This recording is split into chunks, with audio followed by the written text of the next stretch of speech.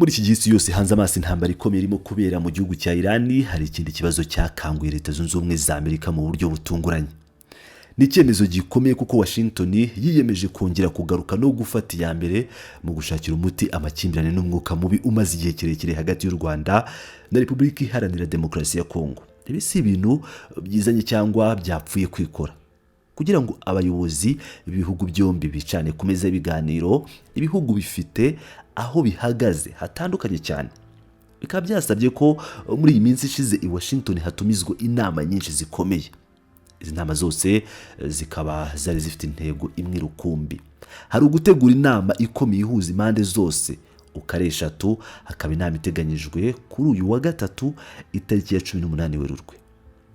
Kugira ngo twumve neza uburemere bw'iki kibazo n'impamvu Amerika yihutiye kwinjiramo ubu, reka dusubire inyuma gato.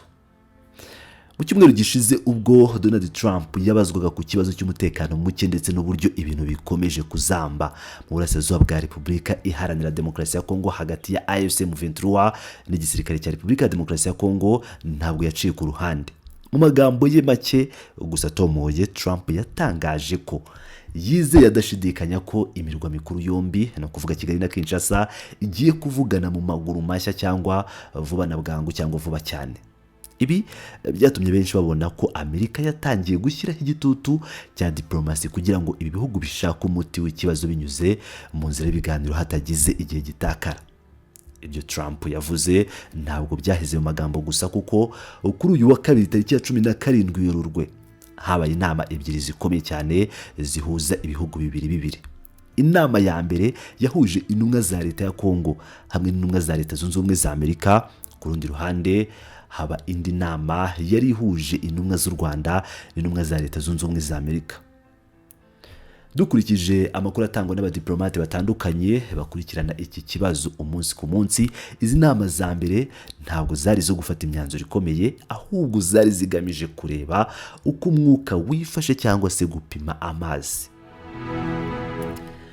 Zari inama zo gutegura inzira no kumva aho buri ruhande ruhagaze mbere y'uko ibiganiro byimbitse kandi bikomeye bitangira. Gusa nubwo hari ubwo bushake bwo kuganira, iyi gahunda nshya ya Amerika ije mu gihe kigoye cyane ku mpande zombi. Ibi biganiro bibiri biri kuba mu mwuka uremeye cyane cyangwa ukomeye cyane, mu mwuka udasanzwe. Mbere na mbere ibi biganiro bije nyuma y'ibyumweru bibiri gusa Leta Zunze Ubumwe za Amerika zishyizeho ibihano byafatiwe igisirikare cy'u Rwanda RDF n'abasirikare 4 bakuru mu ngabo z'u Rwanda. Ibihano ubwabyo byatumye umwuka hagati y'ibihugu utamera neza kandi bitera kutumvikana gukomeye. Ikindi gikomeye cyabaye agatereramba nzamba nuko ibiganiro biri kuba nyuma y'icyumweru kimwe gusa habaye urupfu rubabaje rw'umufaransa-kazi Karine Bishya wakoreraga umuryango w'abagiraneza UNICEF wita ku bana. Uyu akaba yaraguye mu gitero cy'indege itagira umupilote izwi nka drone, igitero cyabereye mu mujyi wa Goma cyagabwe n'ingabo za Repubulika Iharanira Demokarasi ya Congo FARDC, ndetse akaba atari we wenyine waguye muri iki gitero nk'uko raporo zibigaragaza. Ibikorwa byombi rero byongereye ubukana bw'ikibazo ku kibuga cy'imirwano, bituma n'inzira ya diplomasi isaba ubwitonzi bwinshi cyane n'imbaraga zidasanzwe. Mu kuno buryo iki kibazo cyoroshye cyane kwangirika no gukomera kurushaho, Leta Zunze Ubumwe za Amerika zafashe umwanzuro udasanzwe w'uburyo zigiye gukemura ibintu. Kugeza kuri iyi saha Washington yanze rwose kwinjiza ibindi bihugu cyangwa imiryango ikomeye muri ibi biganiro. Ntabwo bashatse ko igihugu cya Qatar kiza muri ibi biganiro ngo gitange umusanzu wacyo nk'uko byari bimeze mbere, ndetse bananze ko umuryango w'ubumwe bw'Uburayi ubyivangamo na gato. Intego y'iki cyemezo cya Amerika cyo gukora bonyine ni ukwirinda ko ibiganiro ngo bihindura isura, bikaba byamara igihe kirekire cyangwa bikagorana gufata imyanzuro. Amerika irashaka kugabanya urujya n'uruza rw'abahuza benshi kugira ngo ibintu byihute kandi bigere ku ntego vuba nta mananiza. Ariko se iyi nama nyamukuru yo kuri uyu wa gatatu tariki ya 18 Werurwe yitezweho iki? Inama igomba kwibanda ku bintu bibiri by'ingenzi icyarimwe. Hari ukongera kubyutsa umubano ushingiye kuri diplomasi wari warasinziriye, ndetse no kwiga ku ishusho y'umutekano n'igisirikare uko wifashe ku kibuga cy'imirwano muri uyu mwanya.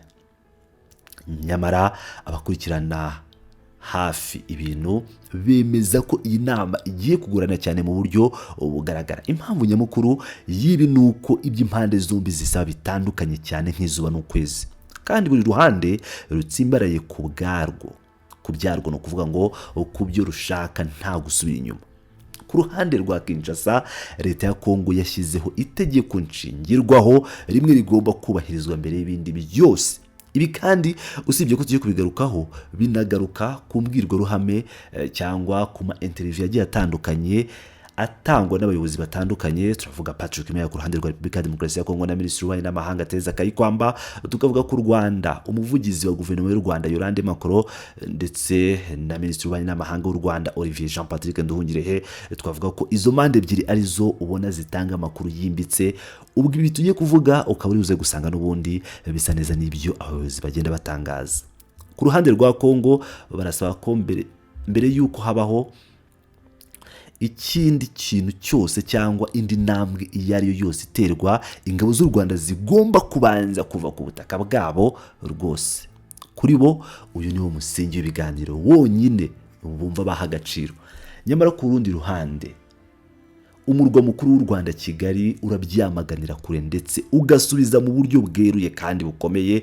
Kigali ivuga ko bidashoboka ko Congo ishaka kwikemura ibibazo byayo gusa yirengagije inshingano zayo cyangwa kugira uruhare mu mutekano muke w'akarere.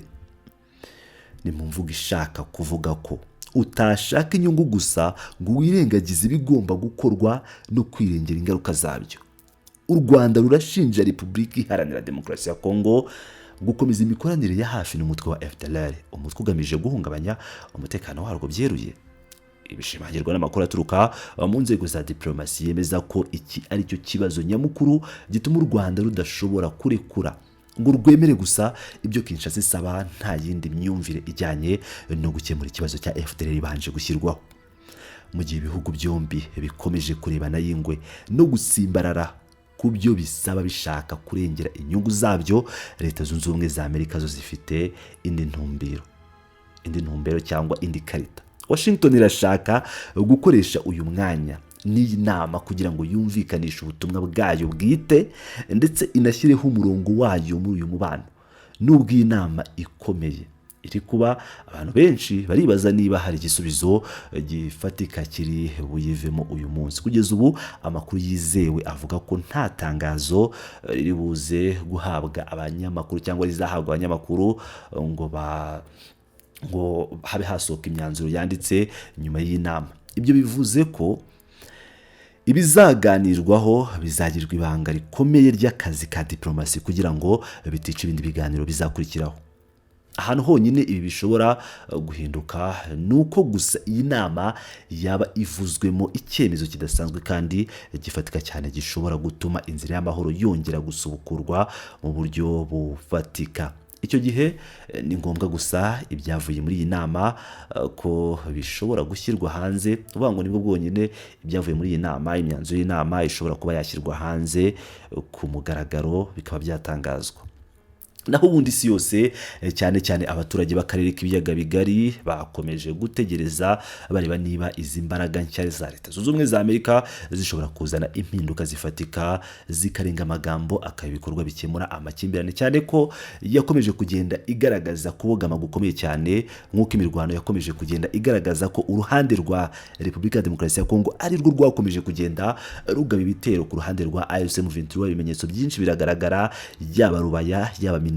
Kuva kera ibitero byo iyo bibaze ukajya ku maraporo agiye atandukanye usanga ibitero ari byinshi cyane byagabwe kuri Minembwe, Masisi ndetse n'ibindi bice bigiye bitandukanye. Ibitero by'indege zitagira abapilote byakomeje kugenda bigabwa ku baturage b'abasivile ndetse no mu mujyi wa Goma by'umwihariko mu minsi yashize. Ibi bikaba bigaragaza uburyo leta y'i Kinshasa ikomeje kurenga ku gahenge k'imirwano kemeranyijweho, ariko uruhande twavuga ko urwa M23, uruhande rw'u Rwanda bashinja gushyigikira M23 akaba ari rwo ruhanwa cyane. Ubwo ndavuga ko u Rwanda, igisirikare cy'u Rwanda cyarahanwe ku buryo nk'uko bigaragara ingaruka zikomeje kugenda zigaragaza, ibibazo birahari aka kanya mu bijyanye n'umutekano. Ubwo ntabwo navuga ku mutekano w'u Rwanda, ahubwo ni mu mutekano wa Afurika muri rusange, kuko u Rwanda twavuga ko ari umusingi w'umutekano wa Afurika, bijyanye n'ibikorwa n'ubutumwa butandukanye bw'amahoro u Rwanda rugenda rujyamo, kandi rugatuma umugabane wa Afurika